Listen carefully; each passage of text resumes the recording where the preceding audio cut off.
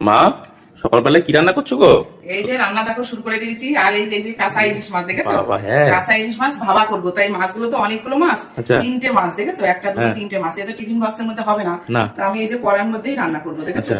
কিভাবে রান্না করি দেখো। এই কড়ার মধ্যে সব সাজিয়ে নিয়ে আগে মাছগুলো। আমার তো ইলিশ মাছ খেতে খুব ভালো লাগে, জানো তো। হ্যাঁ, আর মাছটা আজকে বেশ ভালো টাটকা মাছ তো। আচ্ছা। তার জন্য আজকে একটু ভাবিয়ে মাছটা রান্না করবো। ও, আর অনেকগুলো মাছ, তার জন্য কড়ার মধ্যে দিয়েই রান্নাটা করবো। কিভাবে করবো সেটাই তোমরা দেখো। প্রথমে যে দিয়ে দিচ্ছি এই যে স্বাদ অনুযায়ী লবণ। আচ্ছা। লবণ দিয়ে দিলাম, তারপরে মশলা। ইলিশ মাছ তো বেশিক্ষণ লাগে না, টাইম লাগে না। আচ্ছা। এবার একটু দিয়ে দিলাম হলুদের গুঁড়ো। বাহ।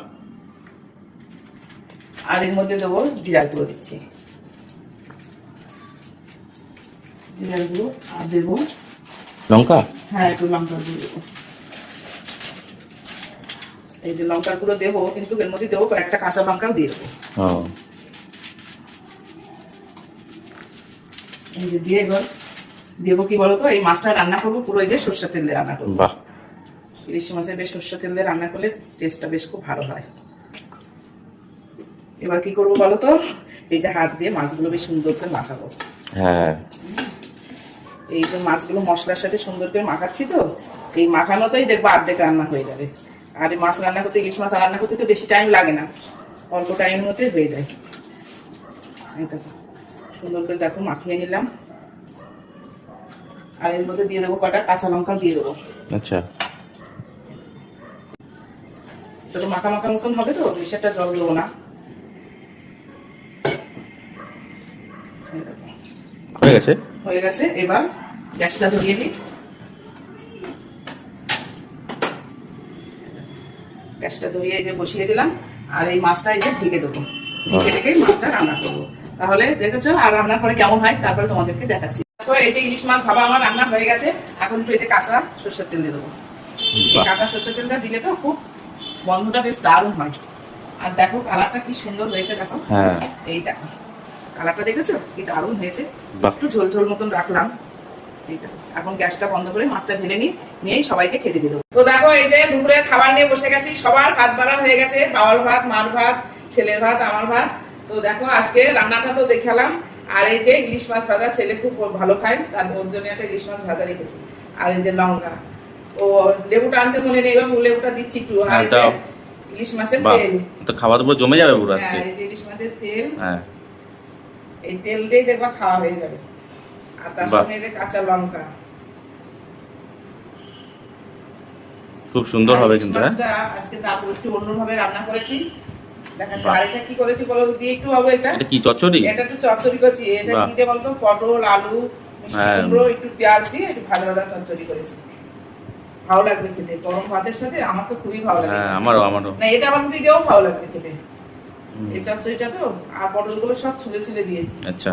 ও কাঁঠালের দানাও দু একটা ছিল, দিয়ে দিয়েছি। হ্যাঁ, খুব ভালো করেছে। কাঁঠালের দানা তো খেতে খুব টেস্ট। হ্যাঁ, অল্প দু একটা ছিল তো, তাই দিয়েছি। দাদু ঠাকুমাকে কাটো, ভাত বেলা আমার তো হয়ে গেছে। আর এই যে তোমার জন্য, এই যে তুমি তাড়াতাড়ি করছো, তোমারটাই আগে দাও।